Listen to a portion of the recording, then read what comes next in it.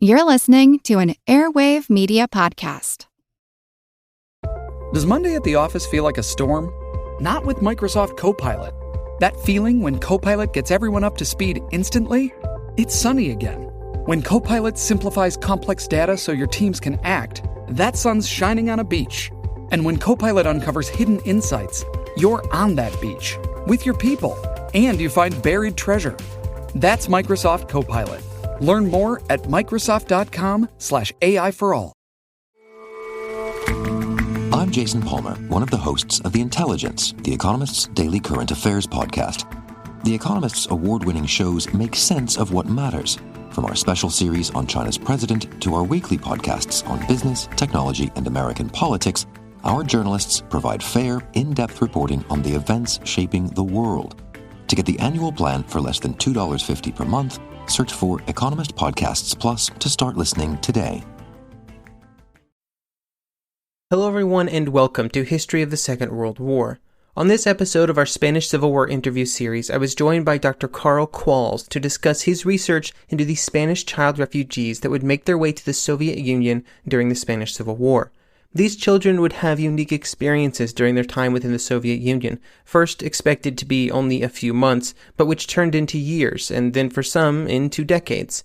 Many of them would never be able to openly return to Spain, and the Soviet Union would become their new home. As always, you can find out more information about Dr. Qualls' book, Stalin's Niños, on the website at historyofthesecondworldwar.com/interviews, where you can also find information about all the people who have joined us for the Spanish Civil War interview series.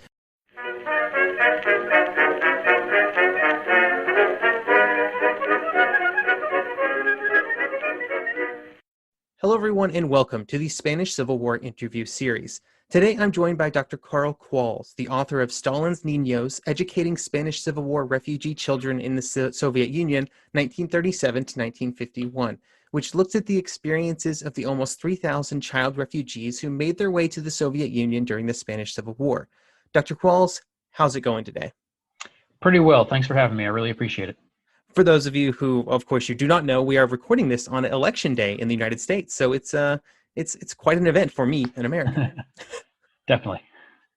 Okay, so when the children that would go to the Soviet Union were being ready to make the journey, how were they selected? Was there a specific set of criteria, or was it luck, basically? It wasn't luck for most of them. There were a number of civic and governmental and political party organizations that did some of the pre-selecting. The Soviets were pretty upfront that they didn't want any children from the nationalist cause.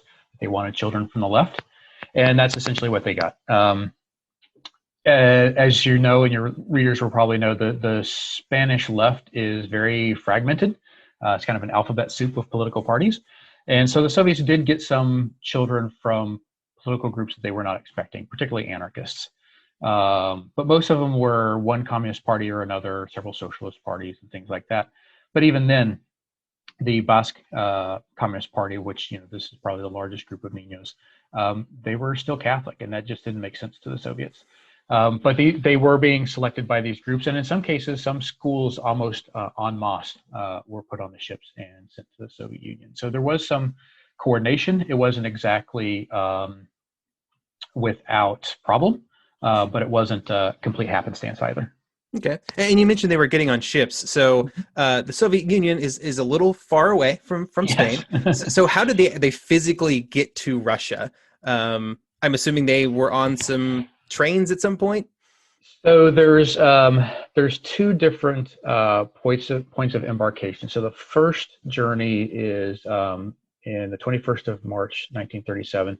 Just over 70 children, and these are from more privileged families, pilots, party members, and whatnot. And they go through the Mediterranean and the Black Sea and end up in the Crimean Peninsula in Yalta. The vast majority of the group, there's almost 3,000 in total that go to the Soviet Union. They end up in Leningrad, or today's St. Petersburg. And they leave from the North Coast, so the Basque Country. And that's why we have so many Basque and Asturian children in the Soviet Union. Oftentimes, they will first port in France, and those ships are sometimes divided. Some of those will stay in France. Some go on to Southampton, England. and then others to Leningrad. And there's a couple of these more official journeys, one on the 12th of June, 1937, one the 24th of September, 1937, and then another year later in October 1938, we have the last 300. Okay. And what was life like for these children in the Soviet Union? Were they growing up separately? Were they in group homes, or were they together? Yeah, they actually have a very privileged life, and I think this is what really differentiates them from the other child refugees from the Spanish Civil War who go to different countries. Is the Soviet Union takes full responsibility for their upkeep. Unlike England, I know you've been doing some interviewing on that, where the government did not want them and did not give any aid to the children. The Soviet Union paid full fare. All their schooling, all their medical care, all their vacations, everything was fully paid by the government. The vast majority of them lived in 22 boarding schools that were created for them. The oldest children lived in boarding schools in the center of major cities like Kiev, Moscow, and Leningrad. Moscow and Leningrad having the most schools. The younger children live in the suburbs of those major cities, where there's lots of parks and rivers and forests to play in, and fresh air as well to breathe. Although they're boarding schools exclusively for the Spanish children, they're not isolated from Soviet children. In some cases, they're in the same school building as the Soviet children, so they would see them, certainly. And there are lots of events connecting the Spanish and the Soviet children. So as soon as they disembark in Leningrad, for example, the Young Pioneers, which is kind of like, for the American audience, the Boy Scouts and Girl Scouts combined, there's no gender difference there. They're there waiting for the children to walk down the gangplank, and are greeting them with hugs and kisses and songs and flowers and chocolates and those kind of things. They're meeting up in football or soccer tournaments. They're in resorts together for vacations. So they're not completely isolated, but they do, in their boarding schools, they're growing up as a unit. And actually they call it their family. And I think that really gives us a sense of how fond they were of these boarding schools. Some of them actually recall years later that when two former Niños married each other that were from the same house, they considered it to be an incestuous relationship because they're from the same, quote, family, because they grew up in the same boarding school. So they have really fond memories of this care and the largesse that the Soviet Union provides, food that they have never seen in quantities that they've never seen. And in fact, the budget for these homes was much higher than Soviet schools. So they really were a privileged group, even though, later when the war comes to the Soviet Union, life is tough. It's still not as tough as it was for Soviet children or Soviet adults. So what would be the age range of the children that we're talking about here that made this journey? The vast majority of them are between 5 and 14. They wanted them to be about 5 to 12 years old. Some kids snuck on the ships or were snuck onto the ships a little bit younger or older. The idea is they don't want older adolescents. They want them to be able to go into these boarding schools and kind of learn in the way that the Soviets want them to. But they also didn't want tiny children, infants and toddlers, because these kids are coming without their parents. There are Spanish adults, as is the case in other countries they go to, who act as teachers and minders and things like that. No priests has happened in other countries.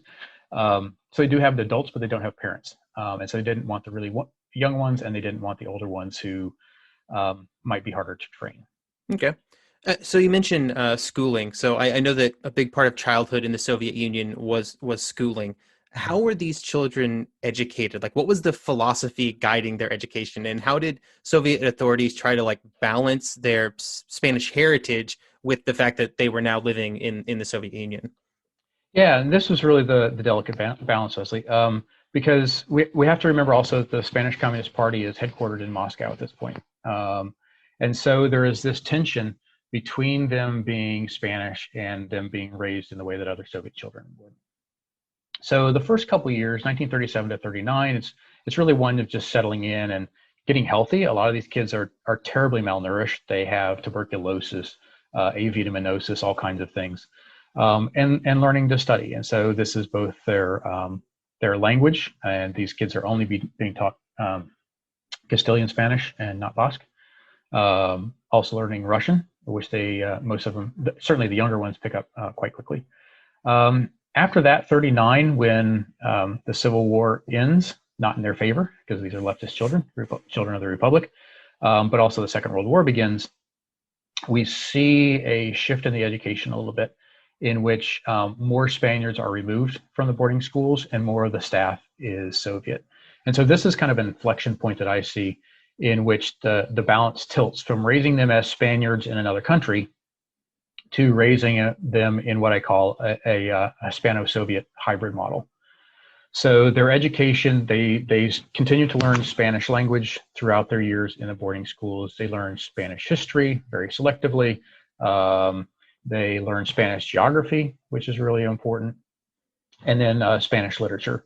But the Spanish literature is very carefully selected. It needs to kind of represent the ethos that the Soviet Union is trying to get at. So dealing with things like camaraderie, heroes of the people, things like that.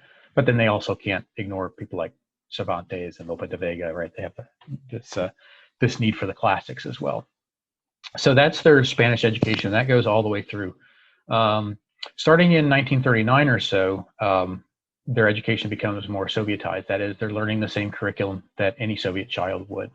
So there's a special group of schools in the Soviet Union that they call non-Russian schools. So this is schools for the children who are not native Russian speakers, right? It's a very polyglot country. And so in non-Russian schools, one learns everything in their host tongue, in their native tongue, and then learn Russian as a second language. So that's what's happening at the youngest levels. And then as we progress through what we would consider to be kind of middle or high school or upper school, more and more of the classes are being taught in Russian. But you'd be learning history, geography, politics, and the politics is obviously based around Marxism and the kind of international ethos that the Soviets are trying to teach. But otherwise, it looks like a pretty standard curriculum of reading and writing and arithmetic. Excellent. So you mentioned that there's this shift as the war kind of gets to its end point. And I know that, speaking about other refugee children, there was a lot of government pressure to get these kids back to Spain. Obviously, yeah. Franco wanted them to come back, but also governments wanted them kind of out of their countries. Was there similar pressure put on the Soviet Union to get them back to Spain as quickly as possible, especially given the much more antagonistic relationship between the Soviet Union and Franco? Yeah, I mean, Franco calls them the stolen children, which isn't correct. I mean, the parents were making this decision because they feared for their life. Right? We have to remember that the major groups of children that are evacuated just after Guernica is bombed by the Nazis. So they fear for their life. They're living, just tens or a few hundred miles away from Guernica. So this was a choice that parents are making, a very painful choice. Much like the British case, they thought they would be there for a few months and then come back home. That wasn't the case. Franco definitely wants them to return. Both the Soviet government and the Spanish Communist Party leaders say that is simply not in their best interest. And a lot of that is because the way that they were being brought up in these boarding schools, so outside of classroom, right, they're learning the Marxism and things that wouldn't sit well with Francoists, but they're also learning what we call vaspitania in Russian. So this is kind of like the child rearing practices. So it's kind of disciplinary behaviors. And a lot of these would be frankly quite dangerous if they returned to Spain. So they're learning to be good atheists, for example, and they returning to a country that is, quasi ruled by the Catholic Church just would not sit well. They're learning that gender should not be a major category of discrimination. These young girls in particular, as they get older, they're being trained in medicine and engineering, where in Spain that simply wouldn't be possible.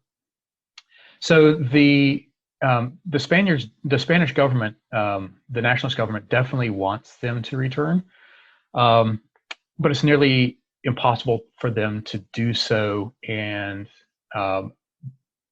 be comfortable in that environment because they have learned a different perspective, one that's not hyper nationalist, which Franco's new government was, but one that is internationalist, one that doesn't believe in the primacy of church, but believes in the primacy of class. And so their whole way of thinking and their way of behaving as well had been changed through these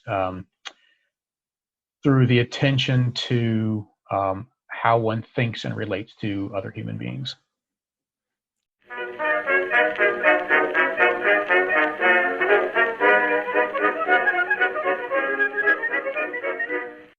Some of us love history. Others used to or never did because history was presented as nothing but the rote memorization of names, dates, and facts.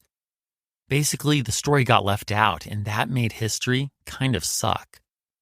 My name is Greg Jackson. I'm a university professor with a PhD in history, and bringing history to life is my passion. That's why I created my podcast, History That Doesn't Suck.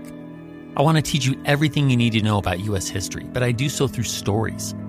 Let me tell you about George Washington begging his men not to mutiny against Congress, Clara Barton saving Union soldiers amid enemy fire, enslaved Frederick Douglass risking his life for liberty, and about so many other figures as their real experiences make industrialization, social movements, and even congressional debates and tax policy come to life. Subscribe to History That Doesn't Suck today, and join me, Professor Greg Jackson, every other week for a new episode, where I'd like to tell you a story.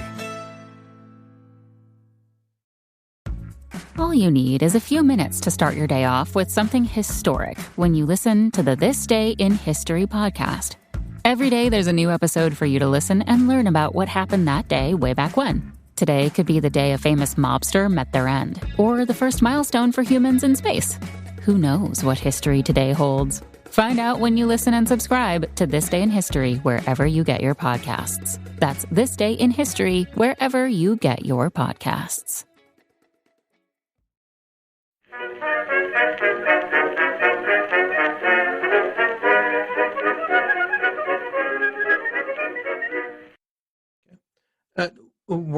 Were any number of them actually sent back after the Civil War was over, or were they all staying? None were sent back against their will. We have none sent back immediately after the Civil War. So, for example, in Britain, almost all of them, right? And I think it's like 200, 300, something like that, don't return in 1939. They shove them back real fast. Real fast, absolutely. In the Soviet Union, it's the complete opposite. Okay. We have a very small number going back at the end of the Second World War. And I'm talking literally a handful or two handfuls. It's really in the mid-1950s that they start going back in large numbers. So about half of them return to Spain in the mid-1950s, but half of that half immediately return to the Soviet Union because they realize that their whole worldview is the opposite of the Franco regime. And they're facing persecution, and their families are split up in a lot of cases because a lot of the Spaniards, as they grew up, they married with Soviet citizens. Many of them became citizens of themselves. Soviet men could not leave to Spain, but Soviet women could. So if it's a Spanish woman leaving for Spain, she has to leave her husband behind and maybe some children as well. And so it's breaking up families again, and the trauma they already suffered leaving their families, although almost all of them left with a sibling or a cousin or something like that, leaving behind the familiar for a second time and moving to a world that they have been taught for their entire school age and beyond was the antithesis of everything humanity could be, right? Because remember, it's the Soviet Union that is leading the fight against fascism. That's why the Soviet Union gets involved in the Spanish Civil War. They had been taught that the ruling government was the beginning of the Second World War, right? It was the rise of fascism, and the Spanish Civil War and the Second World War was the great break of history in which countries have to stand up to fascism. So going back to that fascist country was very uncomfortable. Some did it. Some made their way. There's one story. This man who goes back, and he'd been very well trained, even though he has a double amputee during the war in a train accident. He went back to Spain, having been trained as, I think, as a radiologist, And Franco was very ill at this point in the 70s. And guess who was doing the chest x-rays of Franco? Was this former Spanish refugee child. And he said, I couldn't tell him because I probably would have been arrested. And he actually snuck back into the country illegally. So there's a whole lot of reasons not to out himself. And I guess like the younger half of the kids, by the time you get to the end of the Second World War, probably have only tiny or no memories of life in Spain. Correct. Yeah. And so, one of the things, and I don't look at their lives in Spain all that much. I have a colleague who's working on that. I'm guessing that for those who left and stayed in Spain, those were probably the older children that came to the Soviet Union, right? Because they were raised outside of the boarding schools for most of their life. They're still Sovietized to a degree at the work site, but the youngest kids, is all they knew. So if they came in 1937 at 5 years old, by the end of the war, they're 13. Right, so the vast majority of their life has been spent in the Soviet Union. All of their education has been spent in the Soviet Union. That's what they know. That's home. And they often talk. They use this language in the oral histories and the memoirs of having two homelands, because they understand that they came from a different place. Right, they have this language that doesn't really fit in the Soviet Union, but yet all of their sensibilities, their ways of thinking and behaving truly are Soviet.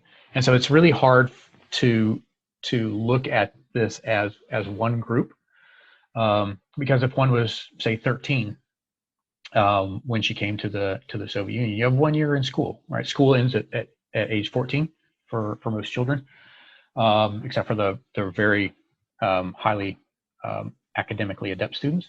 So you might have 1 year, and then you're off to a factory to work somewhere.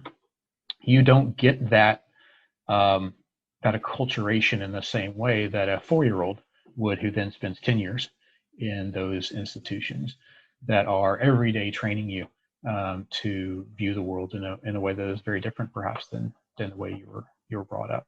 So I think there are some really interesting generational differences amongst this group, and it probably had a lot to do with the way they were able to adapt later, returning to Spain. Some then return also after Franco is dead, thinking that it's going to be more acceptable. And then another group after 1991, when the Soviet Union collapses and the economy just goes in the toilet in the 90s. And eventually Spain says, okay, we'll actually give you a pension if you come back. And so there's a bunch of different waves, but the biggest one is in the middle of the 1950s. So we have multiple different sort of time periods. But then, of course, in 1941, an event occurs and the Germans invade. So these were obviously very turbulent times for anybody living in the Soviet Union. So what sort of happened with these children during those early war years, when there was a lot of, I would call it chaos. I don't know if that's too strong of a word or not. No, I think that's about right. Right. So these children, these boarding schools, were all in what we call the European Soviet Union, so west of the Ural Mountains. This means closest to the front lines as the Germans invade. So they, like all the factories and many of the Soviet children in that area, are evacuated. These are very long journeys, poorly planned journeys. And oftentimes their teachers, particularly male teachers, don't follow them, because the male teachers are being called up or volunteering for the fight. So to give you an example, probably the longest journey would happen from Leningrad, or St. Petersburg today, to Samarkand, Uzbekistan, which is 2,600 miles by rail. That's about the same distance that they would have traveled to get to the Soviet Union by ship when they left in 1937. This journey sometimes took 20, 30 days, because they would get to a city, think this is where they're supposed to stop, and the local officials would say, no, we don't have any place for you. You have to move on. There was no kind of set destination, so they kept being moved along further and further to the east. And they arrived in very inhospitable conditions for the most part. A very large group of them ends up in central Russia along the Volga River in a place called Saratov.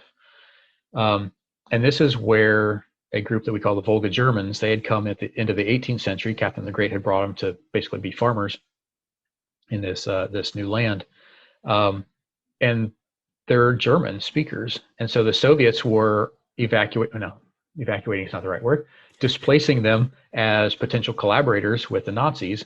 The Spaniards were supposed to move into their homes and their schools and stuff, but the Volga Germans had not left yet. And so the Spanish children arrive. The Volga Germans are not happy about giving up their property, apparently are throwing things at some of the children. But then some of the children also report that it wasn't so bad. But also that the KGB, or the predecessor to the KGB, was lying to them. So, for example, they were told, according to a couple of the Niños recollections, that they weren't supposed to eat any of the food that they found in Saratov. And remember, they're not traveling with food. So these kids are really, really hungry after a long journey. Because these Volga Germans have poisoned it because they're Germans, right? And these kids are so hungry, they're like, to heck with it, right? We're going to eat it because we have to. And they eat it and they don't get sick. And like, wait a minute, we've been lied to. And so for some of them, that was like a moment in their head. It's like, wait a minute, like at least part of this regime is not telling us the truth. But they're arriving in the fall, sometimes the early winter in these places. They don't have food. They don't have the heating fuel they needed. So the kids are learning or trying to learn in school, and their ink, right? That back in the day when we had ink wells, the ink is frozen. They don't have textbooks. They're bundled up in their coats and mittens and hats all day. A couple different kids tell exactly the same story in different recollections of finding a dead camel. Apparently it was a blind camel that couldn't find food in the snow, and they butchered the camel and ate it. Another kid apparently he was the bad boy in the group, because a lot of these stories are his, climbing down the chimney of a baker and stealing the flour and the oil and all those kind of things. I think it was also the same child who made a laying decoy. So it's a wooden, egg-shaped wooden thing that you put in a hen's coop to help her to lay more eggs. And he would take it to the local market and sell it as a real egg, trying to get some other kind of thing. And so they're scrounging, just trying to survive. And this is the first instance really where we see criminality amongst these children. Yeah, there's kind of minor hooliganism and things like that. The first seeing criminality, but it's really a criminality of survival because they're just so desperately hungry. And yet we look at the funding coming from Moscow to these schools, and it's so far higher than you would see in any regular Soviet orphanage or educational institution.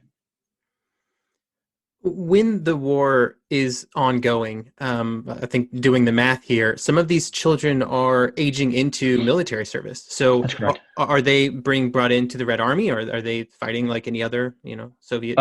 Yeah, many of these boys desperately want to fight, and they immediately go to the recruiting station because this is a fight against Franco for them. It's not just a fight against Hitler. This is a fight against Franco and fascism in their country. And this is what they've been preparing for these few years in the Soviet Union for. But they're not allowed to initially. The Spanish government, Spanish Communist Party, is really insistent that they need to continue their education or their job training. But these kids are relentless. And so several of them do end up joining in the Red Army and going off to fight. And some of them end up dying as well, including Dolores Ibarruri, the head of the Spanish Communist Party. Her son ends up dying on the front lines. I think it's at the Battle of Stalingrad, actually. So yeah, several of them are joining, but even those who are either too young or not allowed or don't want to, just like every Soviet citizen, they're still joining the fight. So these kids are going out and foraging for medicinal plants. They are all growing their own food wherever they're located. The girls in particular are sewing things like socks and handkerchiefs for the soldiers at the front line. They're tending local graves, which is a thing. There's a movement called the Timur movement in the Soviet Union where youth tend the graves of the fallen. So they're doing all these things for the war effort, collecting scrap metal and paper that we see in a lot of other countries. But it's interesting because they're doing it not in their own country for their own country, but for an ally of the country that they have lost. When the war ends, so you mentioned that schooling kind of ends at about age 14. Mm-hmm. I think, by like 47, 48, 49, the last children would be reaching that age. So were there any government plans after that, right? Like was the Soviet Union, was the government like, okay, we're going to get them through school and then they just join society in a normal way? Yeah, so that was, at least by 1939, when it was clear that they're not going back to a Republican Spain. At that point, they started training them to be Soviet citizens, or at least Soviet residents. And so that meant a lot more Russian language training. But it also began, during the war, a lot more, what we would call vocational training. So getting them prepared for the labor beyond. So Soviet education is from 7 to 14. And then if you're academically inclined, you'd have another 3 years. So grades 8 through 10. So there are two tracks, really. So there's those that immediately go into factory labor. And so they're krushki, these are kind of like study circles, after school activities. Some of them would already been preparing them for that. So they'd be working in a wood shop or metalworking, or for the girls, and this is where it is gendered in the Soviet case, they would be working in handicrafts and textiles, things like that. The second track would be those going on to higher education.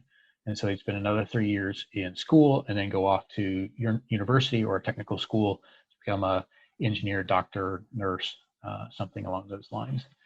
There was a very brief experiment in 40-41, before the war started in the Soviet Union, of a transitionary stage between childhood and youth. So those who were 14 or had finished 7th grade, the last formal year that you had to attend, you went into another, what they call a youth home for Spanish kids. And so half the day you were supposed to be learning, so going to classes, and the other half you'd be working in a nearby factory. And so you're learning a trade, but you're also continuing your education at the same time. Once the war started in June 41, those 2 schools for youth were disbanded. But it looks like from the reports of those schools, they didn't work really well anyway, because many of the kids who were there weren't academically inclined anyway. They just wanted to go to work and make money. And they used that money to buy cigarettes and alcohol and kind of all these things that both the communist parties of Spain and the Soviet Union, like, oh, what happened? We've gone so wrong. But these are the kids who weren't really Sovietized because they were already older when they had arrived or in the Soviet Union. So most of these kids, at 14, would go off to factories, and they realized that particularly the older ones didn't know enough Russian. They didn't know how a factory setting really worked in the Soviet Union. And so there was a government organization that came in to continue to help them out. And so this meant additional language training. It meant some additional skill training, but also meant providing stipends. These kids couldn't, like most Soviet adolescents, should stop saying kids at this point, they didn't have families. They didn't have, 2 and 3 generation families in an apartment that could pool their resources for food. So these Spanish youth began to get stipends of a couple hundred rubles, which is fairly significant.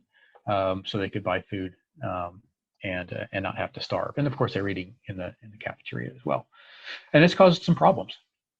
Some of the Soviet citizens are saying, well, why are these Spaniards getting access to additional funds that our Soviet children are not? Can't quantify how much of that pushback there is from the Soviet citizen, but many of their letters made it into the archives all the way in Moscow from some pretty far-flung areas. And so that notion that they had to continue with this disciplinary training, and I don't mean that in the sense of like hitting with a strap or something, but kind of how do you become Soviet? That continued even at the work site, and then eventually when they come back to Moscow. Certainly the younger ones come back to Moscow starting in 1944. And that continues. They built a club called the Chkalov Club that's a place where they can meet and sing and speak in Spanish, to some degree eat, but also then can do outreach. And so they're performing Spanish plays for their Soviet friends and colleagues. So there's always an attempt to try to help the Spanish refugees to integrate better into Soviet society. But what I argue in my book is that it creates a culture of dependency that some of the Spaniards can't, or they struggle to break out of. So that culture of dependency of being in a boarding school, right, where your entire life is framed by the boarding school, that then continues in the factory. So you're now an adult, you're on your own, but in the same way, you're still being taken care of by the state and nurtured by the state. And I think that it probably delayed some of their abilities to actually adapt to Soviet society, because much of Soviet society is simply learning how to get by and learning how to survive on your own. Okay. Thank you for talking to me today about this. This has been a very interesting conversation. And I think everybody will find it very interesting. Thank you, Wesley. I really appreciate you asking me on here. And I can't wait to hear the podcast.